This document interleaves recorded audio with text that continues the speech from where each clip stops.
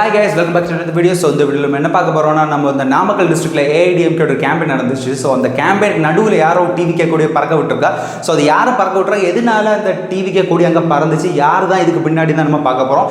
இது என்னோட ஒப்பீனியன் தான். நான் எப்படி என்ன சொல்கிறேன்னா அது டீகோட் பண்ணப்போ எனக்கு தெரிஞ்ச என்னன்னு தான் நான் சொல்ல போகிறேன். ஏன்னா நீங்கள் நினச்சி பாருங்கள், கேம்பெயின் நடந்துட்டு இருக்கு. ஸோ இந்த கேம்பெயின் நடந்துருக்க இடையில யாரோ டிவிகே கொடியை பறக்க விடுறாங்க. ஸோ டிவிகே கொடியை பறக்க விடுறத பார்த்துட்டு எடப்பாடி பழனிசாமி சார் என்ன சொல்லியிருக்காருன்னா, ஆல்ரெடி பிள்ளையார் சொல்லி போட்டாச்சு, எங்கள் கூட வர கூட்டணி மிக அருமையான கூட்டணி, ஸோ நாங்கள் 2026 ஆட்சியை பிடிப்போம்லாம் சொல்லிட்டு இருக்காரு. இப்படி கூட இருக்கலாமே, மேபி அவங்களோட தொண்டனே இந்த என்ன சொல்றது டிவிக்கோட மெம்பர்னு சொல்லிட்டு அந்த கொடியை பறக்க விட்டுருக்கலாமே. எடப்பாடி சார் என்ன நினைக்கிறாருன்னா, இந்த விஜய் இவர் கூட வந்து சேர்ந்துருவாருன்னா அவர் நினைக்கிறாருன்னு எனக்கு தோணுது பர்சனலி. அவரும் அவரோட பார்ட்டி மெம்பர்ஸ் இப்படி தான் நினைக்கிறாங்க தான் எனக்கு தோணுது பர்சனலி. ஏன்னா அவர் கொடுத்த ஸ்டேட்மெண்ட் அப்படி அவரோட கூட்டணி அமைக்க போகிற கட்சி மிகப்பெரிய கட்சியாக இருக்க போகுது. ஸோ ரெண்டு பேரும் ஒன்றா இணைஞ்சு 2026 ரூலிங் பார்ட்டி ஆவாங்கன்னு தான் சொல்லிட்டு இருக்காரு. ஆனால் ரியாலிட்டி என்னன்னா, ஆல்ரெடி விஜய் சார் சொல்லியிருக்காரு 2024 டிவிகே விசஸ் டிஎம்கே மட்டும்தான் போட்டின்னு அவங்க சொல்லியிருக்காங்க.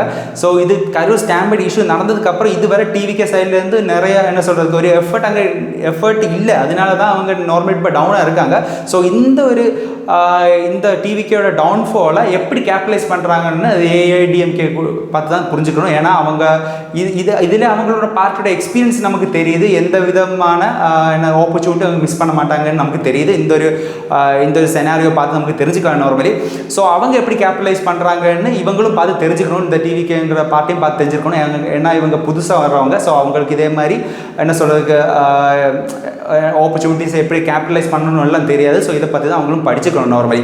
எனக்கு தெரிஞ்சு விஜய் சார் இந்த டிவிகேங்கிற பார்ட்டி ஏஐடிஎம்கேயோட கூட்டணி வைக்காதுன்னு தான் நான் நினைக்கிறேன் பர்சனலி. என்னன்னா ஆல்ரெடி விஜய் சார் சொல்லியிருக்காரு 2026 டிஎம்கே விசஸ் டிவிகே மட்டும்தான் போட்டின்னு சொல்லியிருக்காரு. ஆனால் இந்த அன்எக்ஸ்பெக்டட் இஷ்யூ நடந்திருக்கு. ஸோ இதுக்கப்புறம் அவர் இதுவரை என்ன சொல்கிறது ஒரு பிரச்சாரமோ ஒரு பப்ளிக் ஸ்டேட்மெண்ட்டோ இதுவரை கொடுக்கல. பார்ட்டியோட எதுக்கு என்ன சொல்கிறதுக்கு பார்ட்டியோட நெக்ஸ்ட் மூவ் என்னென்னு இதுவரை பப்ளிக் ஸ்டேட்மெண்ட் ஒன்றும் கொடுக்கவே இல்லை. இப்போயும் அந்த சோகத்தில் தான் அவர் இருந்திருக்காரு. ஸோ இதுக்கப்புறம் இதுலேருந்து நமக்கு எப்போ தெரியும்னா, இவர் திருப்பி இந்த பிரச்சாரங்கள் இதே மாதிரி கேம்பெயின்ஸ் எல்லாம் ஆரம்பிக்கும் போது தான் அவரோட அந்த டிவிக்குங்கிற பார்ட்டியோட ஸ்டாண்ட் நெக்ஸ்ட் என்னவா இருக்கும்னு நமக்கு தெரிய வரும். விஜய் சாரே சொல்லியிருக்காரு, இப்போ விஜய் சாருக்கோட மெயின் மோட்டிவ் என்னன்னா அவர் சிஎம் ஆகணும் தான் அவர் நினைக்கிறாரு. ஸோ அதே மாதிரி தான் இபிஎஸ் சாரும் நினைப்பாரு, ஏடிஎம்கேயோட லீடர் அவரும் அப்படி தான் நினைப்பாரு, டிஎம்கேயோட லீடர் அவரும் அப்படி தான் நினைப்பாரு. எல்லாருக்கும் அவரோட சிஎம் தான் மெயின் ரோல் இருக்கிறவங்க சிஎம் அவர் தான் நினைப்பாங்க. ஆனால் இபிஎஸ் சார் என்ன நினைக்கிறாருன்னா, டிவிக்கே வந்து இவரோட ஜாயின் பண்ணால் அவருக்கு இந்த விஜய் சாருக்கு துணை முதல்வர் என்ன சொல்கிறது அந்த ஒரு ஆப்ஷன் கொடுக்கலாம் தான் இபிஎஸ் சார் நினைக்கிறாரு. ஆனால் விஜய் அப்படி வருவார்னு எனக்கு கொஞ்சம் கூட நம்பிக்கை இல்லை, அப்படி வரவும் கூடாதுன்னு தான் நான் நினைக்கிறேன். ஏன்னா நீங்கள் இவ்வளோ என்ன சொல்கிறது இவ்வளோ ஒரு கூட்டம் உங்ககிட்ட இருந்துமே நீங்கள் இந்த சின்ன ஒரு என்ன சொல்கிறது இந்த இஷ்யூனால நீங்கள் டவுன் ஆகிட்டீங்க. ஆனால் நீங்கள் திருப்பி வந்தால் உங்களுக்கு கண்டிப்பாக மக்கள் சப்போர்ட் இருக்கும் தான் நான் நினைக்கிறேன் பர்சனலி. ஸோ நீங்கள் இப்படி நீங்கள் சிஎம் ஆகணும்னா நிறைய விஷயங்களை நிறைய என்ன சொல்கிறதுக்கு நிறைய சங்கடங்கள் நிறைய துக்கங்கள் எல்லாம் ஃபேஸ் பண்ணி தான் ஆகணும். ஸோ நீங்கள் அப்படி தான் சிஎம் ஆக முடியும். நிறைய என்ன சொல்கிறது நிறையா ஹியூமிலியேஷன் இதெல்லாம் பட்டு தான் ஆகணும். அல்லாமல் சும்மா ஒரு ஆள் உங்களுக்கு சிஎம் சேர் கொண்டு கொடுத்துட முடியாது, அப்படியே ஸ்ட்ரைட்டாக வர முடியாது, இவங்க வரவங்க விட்டுற மாட்டாங்க.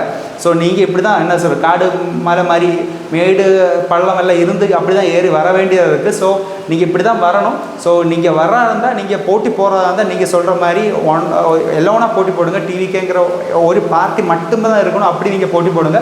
அப்படி நீங்கள் போட்டு ஜெயிச்சா தான் உங்களுக்கு மரியாதைன்னு நான் நினைக்கிறேன். ஏன்னா என்ன சொல்லியிருக்கீங்கன்னா டிவிக்கு சோலோவாக நம்ம ஃபைட் பண்ணுவோம் சொல்லியிருக்காங்க. ஸோ நீங்கள் அப்படி போகிறது தான் உங்களுக்கு நல்லது. உங்களை நம்பி வெயிட் பண்ணுற உங்களோட தொண்டர்கள் உங்களோட ஃபேன்ஸுக்கு எல்லாம் நல்லது. அதுதான் நீங்கள் இந்த எலெக்ஷன் ஜெயிக்கலன்னா கூட நீங்கள் நெக்ஸ்ட் எலெக்ஷன் எப்படி ஜெயிக்க போகிறீங்க. ஸோ நீங்கள் போட்டி போடும்போது ஒற்றைக்கு போட்டி போடுறது தான் உங்களுக்கு நல்லதுன்னு நான் நினைக்கிறேன்.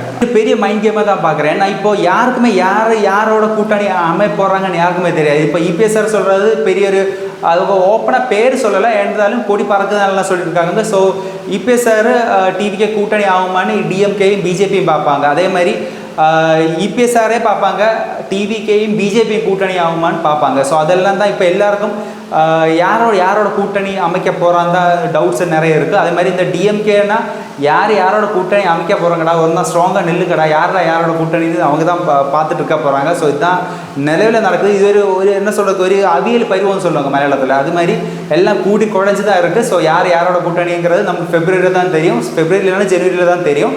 ஸோ ஜனவரி ஆகும்போது தெரியும் யாரோட கூட்டணி வைக்க போகிறா, யாரை ஒற்றுக்கு நிற்க போகிறான்னு. ஸோ எனக்கு தெரிஞ்சது டிவிக்கு சோலோவை தான் நின்று தான் ஃபைட் பண்ணணும்னு நான் நினைக்கிறேன்.